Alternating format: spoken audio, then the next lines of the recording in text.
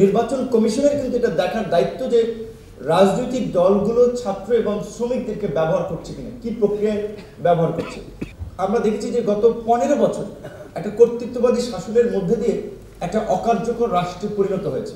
রাজনৈতিক দলগুলো নির্বাচন কমিশন থেকে নিবন্ধনের সময় কতগুলো শর্ত তাদেরকে মানতে হয়।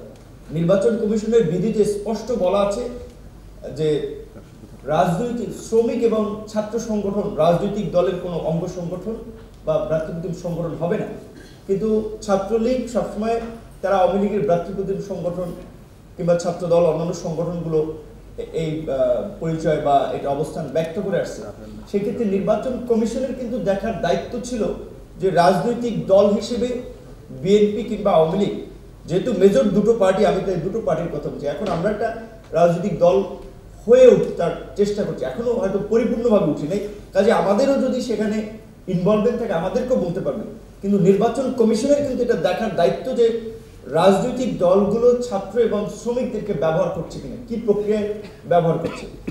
আমাদের দেশে এই যে আমরা বারবার বলছি যে গত 53 বছরে একটা রাষ্ট্র টিকে থাকে কতগুলো প্রতিষ্ঠানের উপরে দাঁড়িয়ে, সেই প্রতিষ্ঠানগুলো কিন্তু আমরা গড়ে তুলতে পারিনি। আজকে আমাদের বিচার বিভাগ বলেন, নির্বাচন কমিশন বলেন, আমাদের মানবাধিকার কমিশন বলেন, একটা প্রতিষ্ঠান আমরা গড়ে তুলতে পারিনি, যার ফলে রাষ্ট্র আমরা দেখেছি যে গত 15 বছর একটা কর্তৃত্ববাদী শাসনের মধ্যে দিয়ে একটা অকার্যকর রাষ্ট্রে পরিণত হয়েছে। তাই এখন এই পরিবর্তিত বাংলাদেশে আমরা বলছি যে আমরা নতুন বাংলাদেশ বিনির্মাণ করতে চাই। সেখানে শিক্ষার্থীরা যেই সংগ্রাম এবং ত্যাগের মধ্যে দিয়ে, নেতৃত্বের মধ্যে দিয়ে জাতিকে এই পরিবর্তন এনে দিল, আগামীর বাংলাদেশ বিনির্মাণে শিক্ষার্থীদের কি অগ্রণী ভূমিকা পালন করতে হবে। শিক্ষার কাজ কি, শিক্ষা কেন মানুষ গ্রহণ করে? শিক্ষার কাজ মানুষের মধ্যে মূল্যবোধের সৃষ্টি করা। শিক্ষার কাজ মানুষের মধ্যে যে গুণাবলী আছে সেগুলোর পরিপূর্ণ বিকাশ। কার কোথায় এক্সপার্টিস আছে।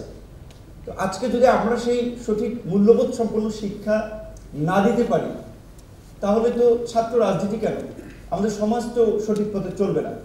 বাইরের অনেক দেশে যেটা আমরা বলেছি, ট্রাফিক ব্যবস্থার সম্পর্কে ছাত্রদেরকে ধারণা হয়।